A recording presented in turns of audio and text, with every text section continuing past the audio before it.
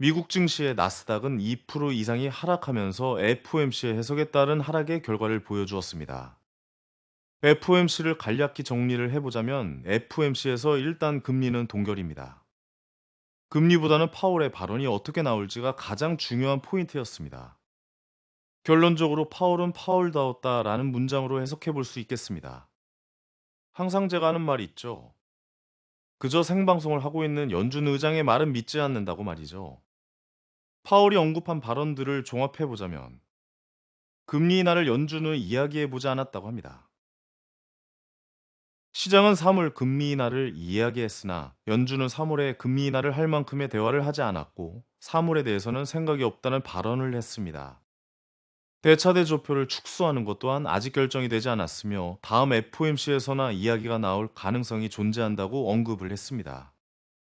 CPI, PC 등 매달 발표하는 여러 데이터들을 보고 매번 FOMC에서 결정을 할 것이라는 자세는 같으며 실업률이 만약 올라갔다면 금리 인하에 대한 이야기를 했을 것이나 인플레이션이 만약 올라가는 데이터가 나왔다면 고금리 유지를 계속 택할 것이라는 발언도 나왔습니다.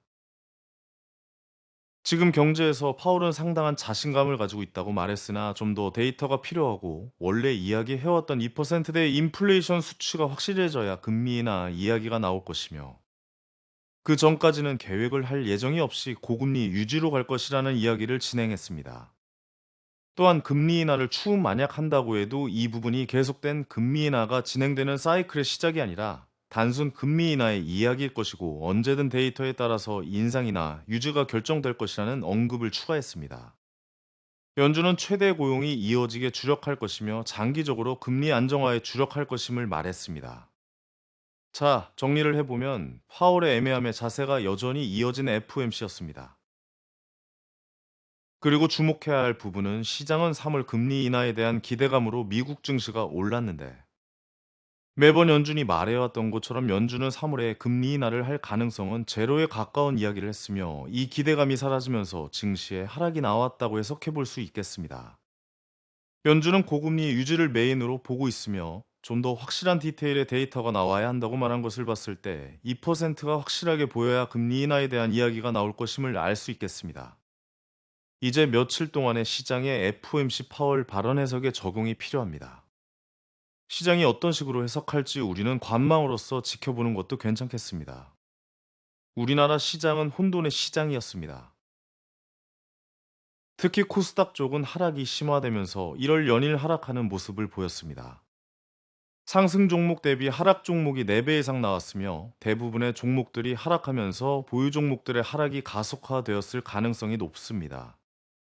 시장은 저 PBR이라는 명목으로 테마가 형성되면서 몇몇 종목들의 움직임이 있었고 시장이 안 좋아지면서 품절주들의 움직임이 있었습니다. 이러한 종목들은 매매하기가 상당히 까다롭기 때문에 섣부르게 접근보다는 기존 이슈가 있는 종목들을 밑에서 노려보는 것이 더욱 현명하다고 생각됩니다. 미국 증시도 FOMC의 해석이 몇 일 필요한 것처럼 우리나라 증시도 마찬가지입니다. 현재 전 세계에서 코스닥이 가장 안 좋은 흐름을 보이고 있습니다. 이게 선반영이었을지 아니면 미국 증시 따라서 재차 하락이 나올지는 알 수 없으나 비중에 대해서 좀 더 신경 써야 하는 시기임에는 틀림이 없습니다. 이 정도 하락하면 사실 기술적 반등이라도 나올 차례가 되었으나 미국 나스닥의 2%대의 하락은 우리나라에 영향은 일단 줄 것으로 보입니다. FOMC에서의 파월 발언은 급락이 갈 정도의 상황은 아니라고 판단이 되며 지금 시기부터는 계획적인 분할 매수의 구간이 될 수도 있다고 생각은 합니다. 다만 중장기적인 판단은 좀 더 시장을 바라봐야 할 것 같고 단기적인 매매를 하시는 분들께는 슬슬 어떻게 분할 매수의 시나리오를 구성할 것인지 생각할 시기라고 보여집니다. 시장이 상당히 좋지 않습니다. 데이터를 중요하게 본다는 연준의 말을 기억해야 합니다. 어떠한 데이터가 발표되기 전에는 비중을 조절하는 유연함이 필요하고 항상 연준의 말을 반대로 해석하면 안 된다는 것을 우리는 기억해야 합니다.